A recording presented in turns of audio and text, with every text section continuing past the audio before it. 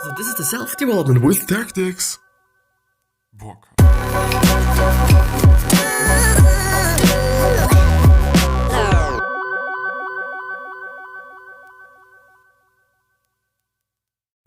So this one's gonna be another one from James Clear, or just a James Clear article.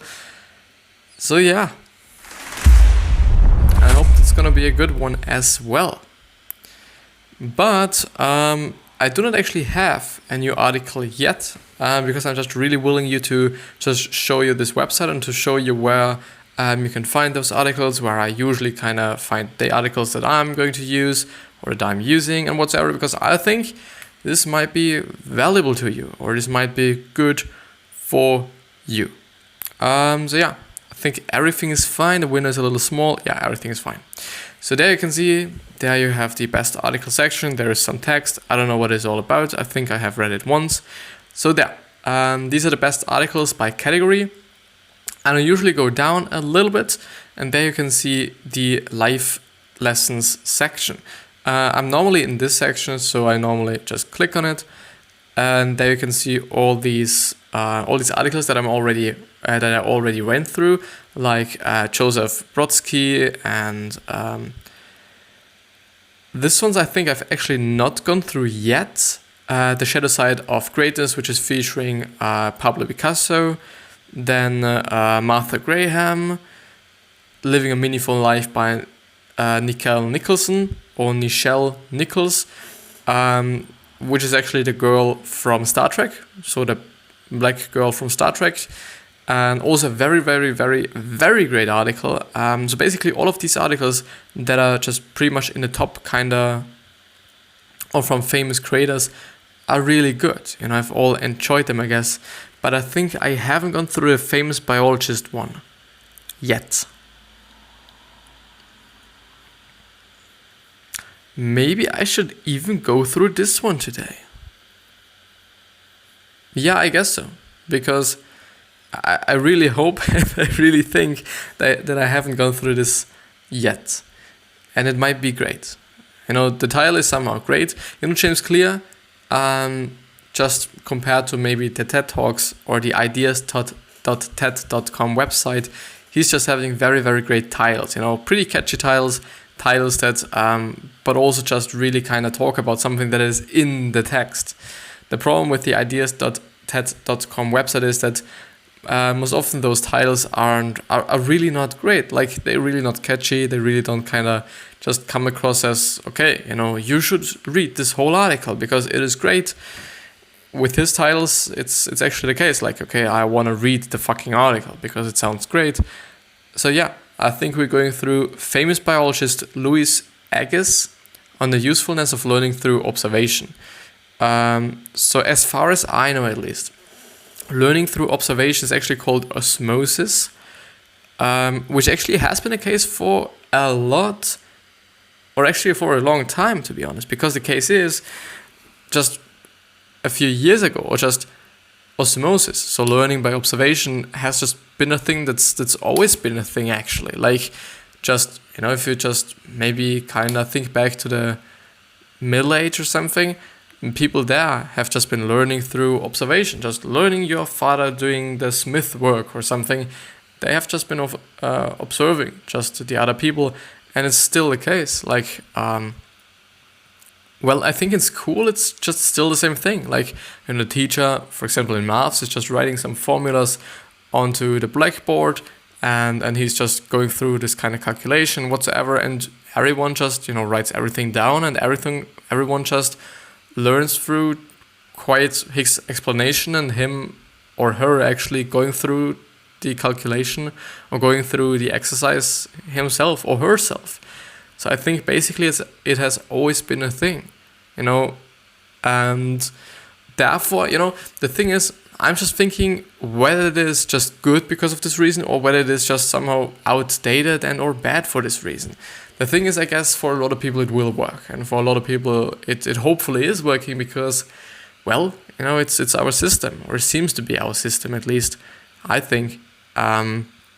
So if just most of the people actually aren't able to kind of learn this way, it would be dumb, and it would be just really fucked up because then you can say, okay, the majority of the people aren't learning just in the best way they could in school, only because of the system we're having and only because of the way we get taught things. And this then would be bad. But yeah, let's actually see what she's saying, because I think that Agus, or Louis Agus, is Louis Agus a man or a woman? Let's actually look that up. By the way, I'm not playing World of Warships, I guess it's called. I don't know why it's always there. I really fucking don't. I hope this is the right one, because it seems to be the case that, yeah. It's okay this way. So this article is about the Swiss-American biologist and geologist for the American ornithologist, illustrator and artist C. Louis. Oh, there's an illustrator and artist as well, who is actually called Louis Agassiz, or yeah, Agassiz, yes, Fuertes. Oh, so Louis Agassiz, or actually Agassiz, is born in Switzerland in 1807, and died in December the 14th, 1873, by the age of 66 in Cambridge, Massachusetts, which is really not that old. And he had the United States or citizenship actually. Known for polygenism.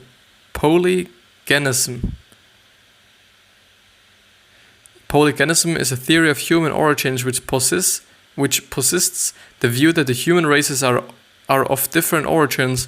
Polygenesis. This view is opposite to the idea of monogenism, which persists a single origin of humanity. Modern scientific views no longer favor the polygenic model, with the monogenic out of Africa theory and its variants being the most widely accepted models for human origin.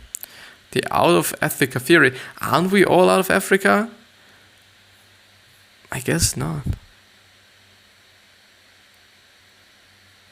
Maybe, yeah, okay, it's a theory. So basically, nobody knows exactly whether it is true or whether it is not true, whether it's right, whether it's not right. Who the fuck knows? But yeah, so Louis Agassiz, the famous Swiss biologist, placed a fish specimen on a table in front of his postgraduate student.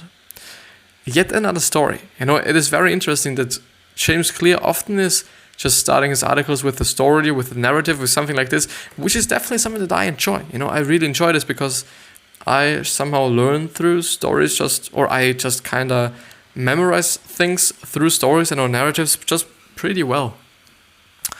And that's only a sunfish, the student said. I know that, Agassiz replied. He continued, write a description of it. Find out what you can without damaging the specimen. When I think that you have done the work, I will question you. Louis Agassiz and the power of observation. The student wrote for nearly an hour until he felt confident that he knew nearly all there was to know about this particular fish. Much to the student's frustration, however, Louis Agassiz did not return to see him that day. His teacher did not come the next day either, for the entire week that followed. Eventually, the student realized Agassiz's game. The teacher wanted him to observe the fish more deeply. Because, you know, while I was going through this small kind of paragraph, I was a little bit stuck in my fucking head or something. Because he said, when I think that you have done the work, I will question you. And somehow the student kind of misinterpreted that and thought, okay, when I'm ready, I'm gonna be ready and he will come or something. But I do just have to say, and also by the fact that I observe a fucking load, I really do a lot of observation because I had to, you know, I'm actually in a graphic design school. If you don't know, now you know. And we've been drawing quite a lot. And when you're drawing something, whether it be a human being, whether it be some animals, whether it be a plant, you always have to observe it. And you always have to just really look closely to just know every single shadow you have to make. You have to kind of put down, every single highlight, every single structure you may have to kind of consider putting it into your artwork. You just really have to be good at observing things. And it is actually the case that it seems actually to be the case that not a lot of people are just really kind of observing the real world as it is. You know, the thing is, I think they are called hard nut, I guess. And if I'm looking at this, I don't know if you can just see it that clearly. I guess, yeah. There is a lot of structure in there. And if you look really fucking closely, you just see, well, it is not always the same structure. Sometimes it's more straight lines. Sometimes, you know, especially on this kind of dark side, there is more like some squares, or more like just really wrinkled stuff. So it's just always different. But the thing is, you really have to look closely. And this is just something, at my point of view at least, that you just really have to be able to when you're drawing something, or when you're trying to accurately and realistically draw something. You really have to be a good observer. You really have to just be good at watching stuff, you know, be good in observing stuff, especially with the whole shadow thing and with the whole highlighting thing. You have to just keep attention to what you're looking at. Whether the things change, whatsoever, it's just really important, because if you do not just observe it correctly, and if you do not observe it kind of, you know, as much as you should be maybe, then it's going to be not kind of realistic. And I think in the end result, you're going to see it as well. Which is also kind of interesting, that often you are, actually the thing is, I've been drawing myself once, just I think it was taking me 12 hours or something. Not in a row, so definitely not in a row, but in total it took me 12 hours, or I had 12 hours of time actually somehow. Yeah, never mind. The thing that I've recognized is that something that you can't see, I don't know if I've changed or if my face changed, but it was a portrait. One side or one cheek I have is much fucking bigger and much more exposed and much more kind of just round than the other one, which is quite interesting. And if you're looking at me, and if I was looking at me just into the mirror or something, I haven't noticed it. But when I've just put it down as an artwork, as some pencil drawing, I've actually recognized it, and I've actually realized it, which is pretty interesting. And I think it's just often the case that we realize things when we just, you know, put it down as a drawing, as something written or whatsoever. But yeah. So after nearly 100 hours of study, the student began to notice finer details that had escaped his vision previously. How the scales of the fish were shaped and the patterns they made, the placement of the teeth, the shape of each individual tooth, and so on.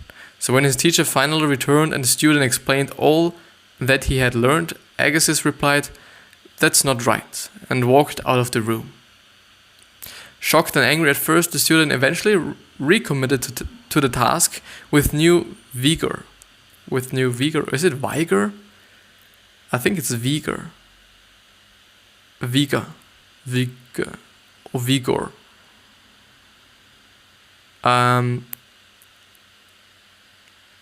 Robustness, healthiness, good health, hardiness, strength, stamina, sturdiness, fitness, good shape, and whatsoever. He threw out all of his previous notes. He studied the fish for 10 hours per day for an entire fucking week. When he met with Agassiz a final time, the student had produced work that astonished. As Lewis, you know, seems to have said, and that's actually a portrait. Close-up. Thanks a lot for not giving me the close-up.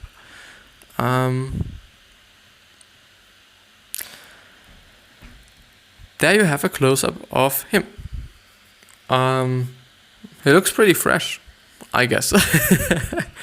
So Louis Agassiz, circa 1865, photographed by John Adams Whipple.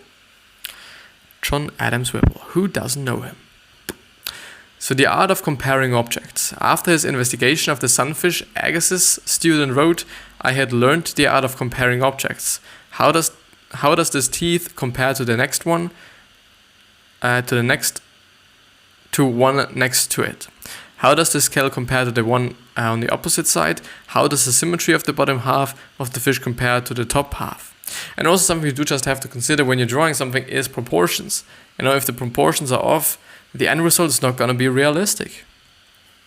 Also something you have to just look at.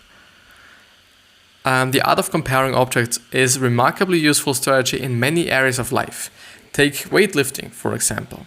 For the first 5 years that I lifted weights, I experienced mediocre results at best. I assumed that it was information that held me back. Like many people, I thought that once I found the right workout routine, then I would be set. I was under the assumption that I simply hadn't reached the next level yet because I hadn't come across the right information. What I didn't realize was my search for the perfect pre-made formula was preventing me from observing my actual results.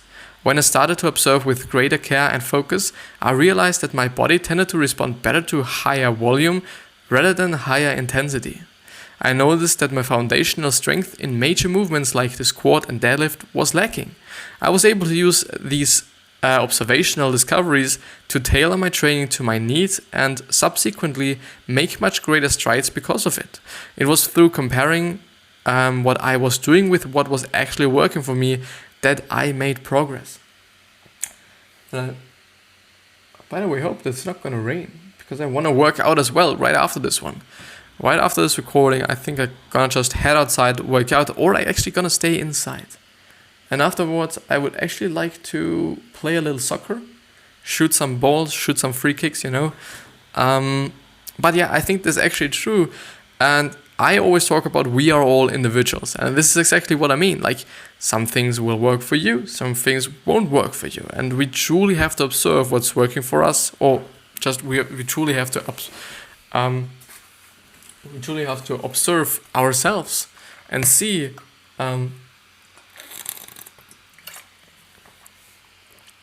what is working for us. Because for sure, this won't work, this will work, this won't work, but this will work, and whatsoever. Like it's gonna change up. It's going to be different for you. It's going to be different for me. We are all individuals. We are actually all fucking individuals.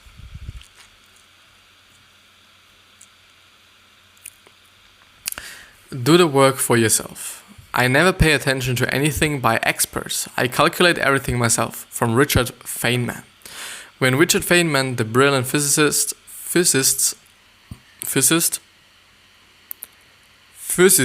was working on a new theory of beta decay, he noticed something surprising. For years, experts had been saying that beta, decay occurred in a particular way, but when Feynman actually ran the experiment, he kept getting a different result. Eventually, Feynman investigated the original data that all of the experts were basing their theory on and discovered that the study was flawed. For years, nobody had bothered to read or repeat the original study. All of the experts just kept quoting one and another and used their mutual opinions as justification for the theory. Then Feynman came along and turned everything upside simply because he did the calculations himself. He and only himself. Well, I got a pretty dry throat, I guess. Look and see for yourself. Take the facts into your own hands. Look and see for yourself. From Louis Agassiz. Pick any industry of life and you'll find that very few people actually do their work. Rather than read the original study, most people cite the headline from a secondary source. Rather than spending 100 hours observing every detail of a fish, most biology students would look up the description of the fish online. When most people say, I read an article on climate change, what they really mean is, I read the title of an article on climate change. This is exactly why doing the boring work more consistently is actually a competitive advantage. Ignore the expert advice and pay attention to what gets results for you. Look